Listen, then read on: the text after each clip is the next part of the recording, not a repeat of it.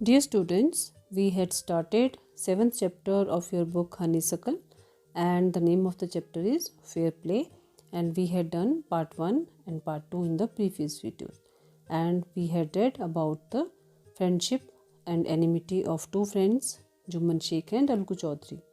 Now we will start the third part of the chapter, and you must be remembering the story of previous videos also. So let's start. Days passed, and as ill luck would have it, Algu Chaudhary found himself in a tight spot. बच्चों, इससे पिछली video में हमने पढ़ा था कि जुम्मन शेख की जो चाची थी उन्होंने पंचायत बुलाई थी क्योंकि वो जुम्मन से मासिक भत्ते की मांग कर रही थी और जुम्मन उन्हें देना नहीं चाहता था।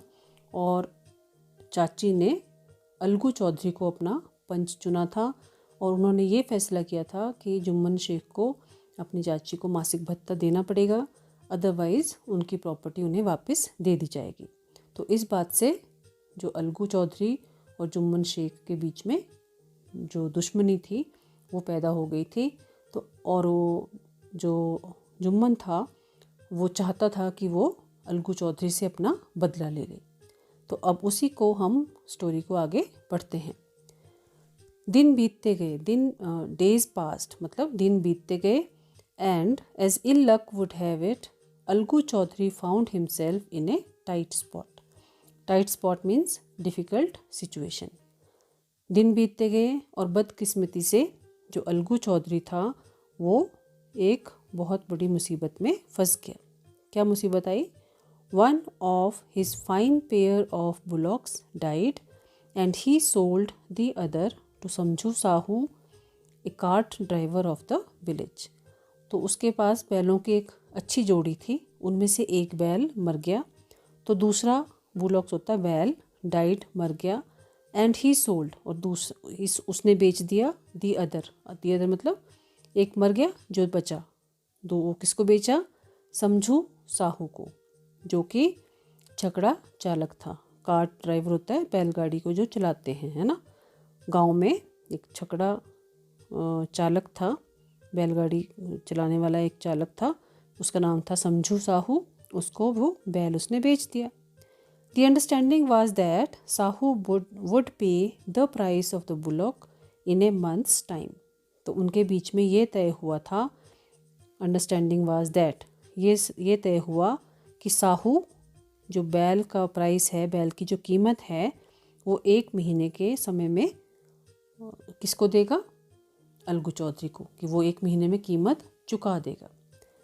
It so happened that the bullock died with in a month. पर कुछ ऐसी घटना हुई, कुछ ऐसा हुआ कि जो बैल था वो 1 महीने के अंदर ही मर गया। कौन सा बैल मर गया? एक बैल तो पहले ही मर गया अलगू चौधरी का, दूसरा उसने समझू साहू को जो बेचा वो 1 महीने के अंदर अंदर मर गया। Several months after the bullocks death, Algu reminded Sahu of the money he hadn't yet paid. अब बैल की मौत के कई महीने बाद अलगू ने साहू को याद दिलाया कि उसने अभी तक उसे बैल का पैसा नहीं दिया है। रिमाइंडेड मतलब याद करवाना। Sahu got very annoyed. अब इस बात को सुनकर साहू को बहुत गुस्सा आ गया। एनॉयड होता है गुस्सा होना। I can't pay you a penny for the wretched beast you sold me. उसने कहा कि मैं तुम्हें उस घटिया जानवर के लिए एक भी पैसा नहीं दूंगा, नहीं दे सकता। है he brought us nothing but ruin. क्यों? वो हमारे लिए विनाश के सिवाय और कुछ नहीं लाया, मतलब उसने हमारा सब कुछ नष्ट कर दिया। रुइन होता है नष्ट हो जाना। I have a bullock. मेरे पास एक बैल है। Use it for a month and then return it to me. तुम मेरे पास एक बैल है, तुम उसे 1 महीने के लिए यूज़ करो, प्रयोग करो और फिर उसे मुझे लौटा दो।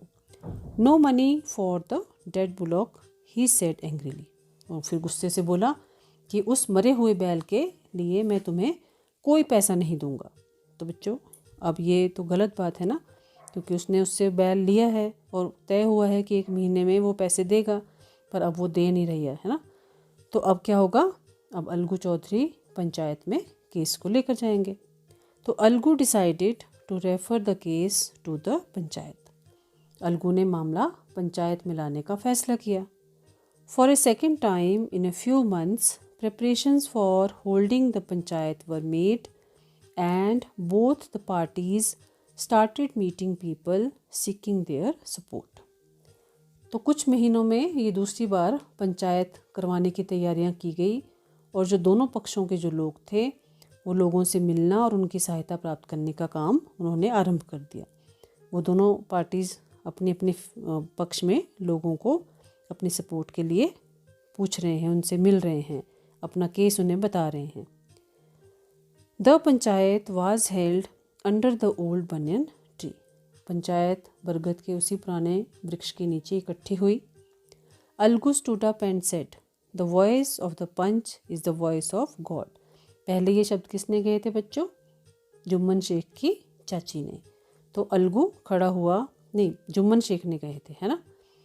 Algu stood up and said, Algu खड़ा हुआ और बोला, voice of the panch is the voice of God, कि पंच की आवाज़ भगवान की आवाज़ होती है। Let Sahu nominate the head panch, I will abide by his decision. कि साहू मुख्य पंच का चुनाव कर ले, मैं उसके निर्णय को स्वीकार करूँगा। Sahu saw his chance and proposed the name of Jumman. Sahu ने अपना अवसर देखा और उसने जुम्मन का नाम सुझा दिया कि मैं जुम्मन को अपना पंच बनाता हूँ।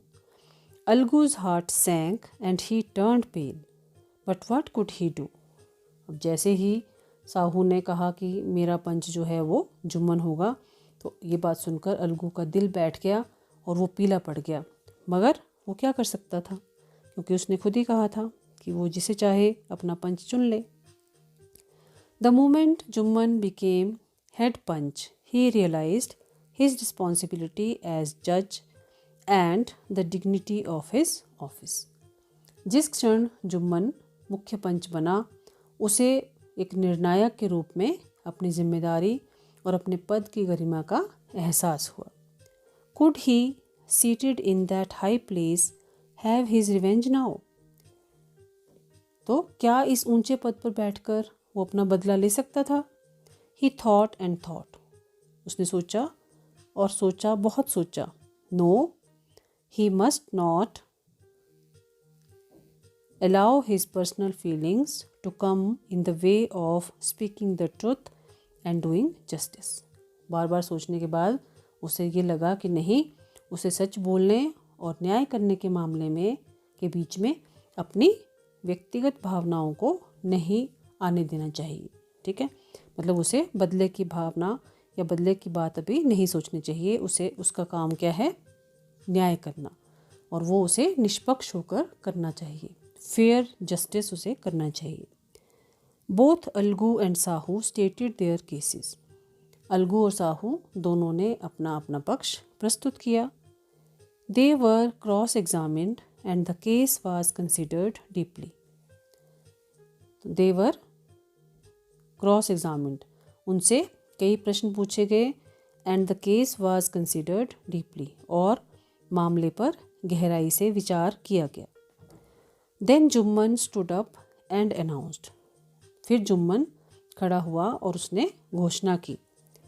It is our opinion that Sahu should pay Algu the price of the bullock, कि ये हमारा विचार है कि साहू अलगू को बैल की कीमत दे। When Sahu bought the bullock it suffered from no disability or disease. जब साहू ने ये बैल खरीदा था तो वो किसी बीमारी या अपंगता से, मतलब डिसेबिलिटी मतलब कोई कमी होना, उसमें कोई कमी नहीं थी, कोई बीमारी नहीं थी। The death of the bullock was unfortunate but Algu can not be blamed for it. मतलब बैल की जो मौत थी वो दुर्भाग्यपूर्ण थी, मगर इसके लिए अलगू को दोष नहीं दिया जा सकता। Alagu could not contain his feelings. Alagu अपनी भावनाओं पर काबू नहीं रख सका। He stood up and said loudly over and over again, victory to the panchayat, this is justice, God lives in the voice of the panch. क्या बोला वो? पंचायत की जीत हुई, victory to the panchayat, this is justice, ये न्याय है। God lives in the voice of the panch, panch की आवाज़ में भगवान रहता है। Soon after Jumman came to Algu, embraced him and said, since the last panchayat I had become your enemy। उसके तुरंत बाद, थोड़ी देर बाद, जुम्मन केम टू अलगू, अलगू के पास आए जुम्मन। embraced him, embraced मतलब उसे गले लगाया, आलिंगन किया उसका, और बोला since the last पंचायत मतलब जब पिछली पंचायत के बाद से, I had become your enemy, मैं तुम्हारा दुश्मन बन गया था। Today I realised what it meant to be a panch, आज मैंने महसूस किया कि पंच बनने का अभिप्राय क्या होता है। A panch has no friend nor enemy, एक पंच का कोई मित्र या शत्रु नहीं होता है। ही नोज ओनली जस्टिस, वह केवल न्याय को जानता है।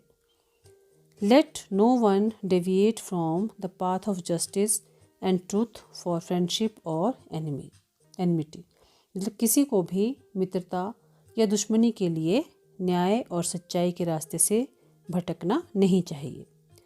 Algu embraced his friend and wept, Algu ने अपने मित्र को गले लगा लिया और रोया।